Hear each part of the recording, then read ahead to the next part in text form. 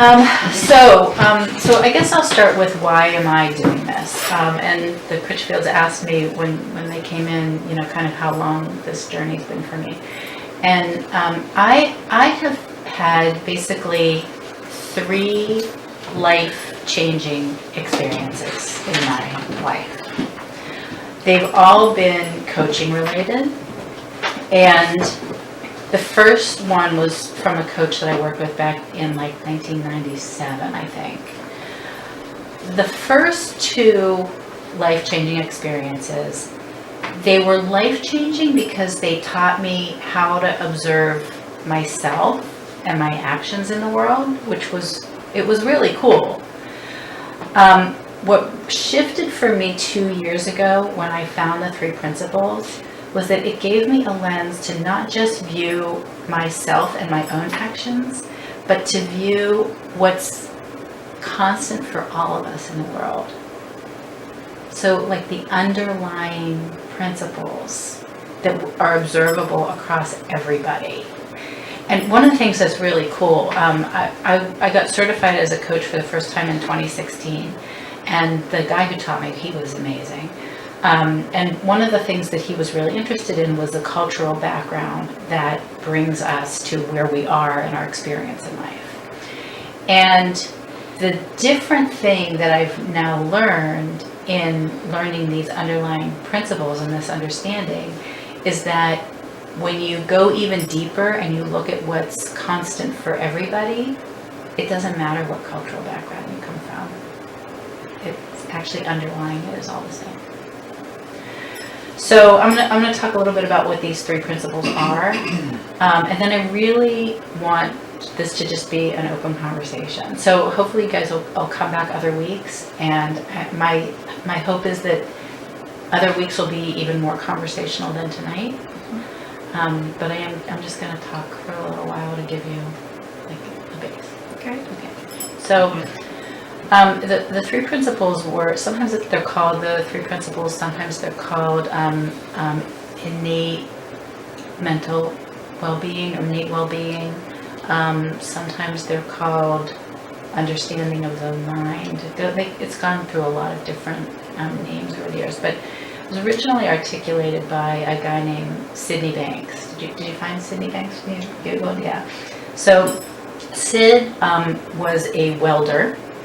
And he lived in Western Canada in a place called Salt Spring Island. Actually, I don't know if that's where he lived. That's where he lived when he died, but he lived in that part of the world. But he was Scottish, and he worked in this factory as a welder. And he and his wife went to a retreat for couples. It was like the 60s, I think. And so these couples retreats were really trendy, and you'd go and you'd like learn how to yell at each other, right? Right, like the theory being like if you got it all out, it would improve your relationship. So he and his wife went to it, and he hated it. And they got to know a couple that was also at the retreat, and the gentleman was a psychologist, and he was really interested in psychology. So they went out for coffee. And he asked, this guy and him were arguing about which of them was more insecure. Mm-hmm. Right? Mm-hmm.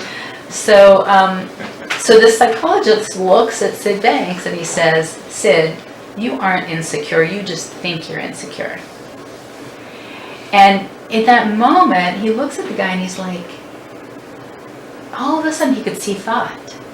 Like, as opposed to living in the world of his thoughts, he could see the effect that thought was having on his experience.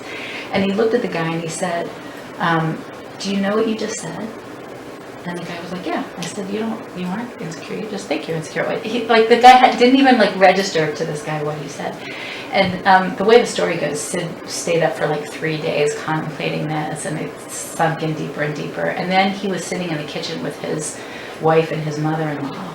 And he was looking out the window, and he started to realize that there's a deeper intelligence to the world. So there's thought, and then there's this deeper intelligence. And then he started to travel the world and articulate what these 3 principles are.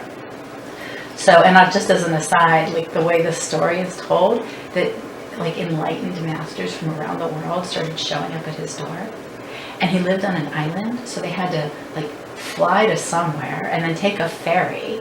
And these enlightened people, they don't like, people were like, how did they find him? It was before the internet. Yeah, no, but somehow they like knew that this guy had had an enlightenment experience. So what are the three principles? Okay, so the first one is he articulated them as mind, consciousness, and thought. So what is mind? So mind is the universal intelligence that exists in the world. And we can see it all around us. We don't have to think about our hearts beating. Our bodies just know how to do that. And we don't have to think about blood flowing through our bodies. We know how to do that. The trees outside, they know how to lose their leaves every fall and change colors every fall. And then, they know to be dormant all winter. And then in the spring, the flowers come out. And this intelligence just exists. And, with the last couple summers, we've watched robins build nests in our backyard. And, it's the same thing. Like, they know how to build the nest. They know how to lay the eggs. They know there was 1 year that they pushed the egg out of the nest because it wasn't viable. They know to do that. They know when the babies are big enough to be on their own. And they just, it's like one day they're just gone. Like, this universal intelligence is around us everywhere. And somehow we in our society have come to discount that as if it doesn't exist fully in us. But when you stop and think about it, and you think about how often you just know the right thing to do, or you can't, you don't know how to decide, you're trying to make a decision, and all of a sudden the right decision comes to you, or or even any kind of hunch you have, or creativity. If you've ever had the experience of sitting down to write something and you just kind of like, you start to type and it just flows out of you, like there's an intelligence in us, and it's there to guide us every minute. We always really know what the next thing to do is. Even if we don't know, it comes to us. So that's the first thing, that there's this universal mind that's available to us. And when we set all down and we start to listen, it shows up. And even when we don't listen, it's still there. So it's cool. Then the second principle is the principle of consciousness. And consciousness is what allows us to observe and be aware. So it's the lens through which we see. And there's kind of two, I don't know, I put it in my mind as two different ways of seeing consciousness. I know it's the same, but sometimes it just sort of filters out of my brain in two different ways. So one is just the fact that we can see that there's universal mind, that we can just observe anything in our lives. But also there's some people describe like an elevator of consciousness, so that sometimes you have higher levels of consciousness and sometimes you have lower levels of consciousness. So if you think about, I like to think about like an ant in the grass. So if an ant's like standing next to a blade of grass, all they can see is the blade of grass, right? But if they climb up to the top of the blade of grass, then maybe they can see the yard. And then if they maybe they climb up the house, then all of a sudden they can see the neighborhood. And if they climb up, a tall building, then all of a sudden they can see the whole city. And so consciousness is like that for us too, and we're constantly going up and down. So sometimes we can see a whole lot, and sometimes all we can see is what's right in front of our face. And then the third thing is thought, that we live in this world of thought. And for some people it's more tricky than for other people. I guess let me just kind of pause, because I probably would have wanted to say this first. But when I teach this to people, there's usually one of three reactions. Either they say like, yes, what you're telling me makes perfect sense, and I've always had a sense that that's true. Or they say, I like totally don't get what you're saying, but there's a grain of truth in it, so like maybe I'll keep listening. Or even like I just don't get it. And then the third thing is I get the reaction of what you were telling me is absolute bullcrap, and it doesn't fit with what I experience in the world, and I don't believe you. So I guess I would just say, like, wherever you fall in that, my request would be, if it feels like truth, I would say even open up your possibilities even bigger and allow that there's even more to see. If it feels like it might be truth, but I don't quite get what you're saying, again, I'd say just like keep yourself open to the possibility. And if it sounds like crap, I guess my answer is still the same. Like, you don't have to come back, but I would love, I've seen so many people experience such clarity when they start to be able to see this, that, if there's a willingness to hang around, so I guess my answer is the same like all three. So back to thought. So we live in this world of thought, and our thoughts come into our head all day long, and we have no control over our thoughts. Sometimes we feel like we can control them. We might be able to push one aside for a little while, but the fact of the matter is, it just comes.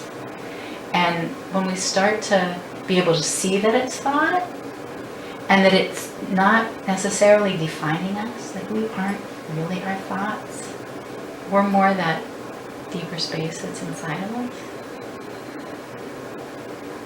And we can, but we need our thoughts. Like, we can't experience the world without our thoughts. The thoughts are what turn that universal mind into,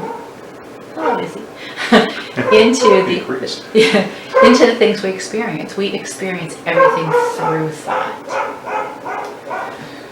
So I guess the last thing I'll say is that just a little bit about how the role that thought plays in our experiences in life is that our thoughts create our experience. So our thoughts come from us. They create our experience. And what's also kind of can be a new way of looking at the world for people is that we have a tendency to think that our outside experiences are creating our thoughts. And actually, when you start to observe, it's the opposite.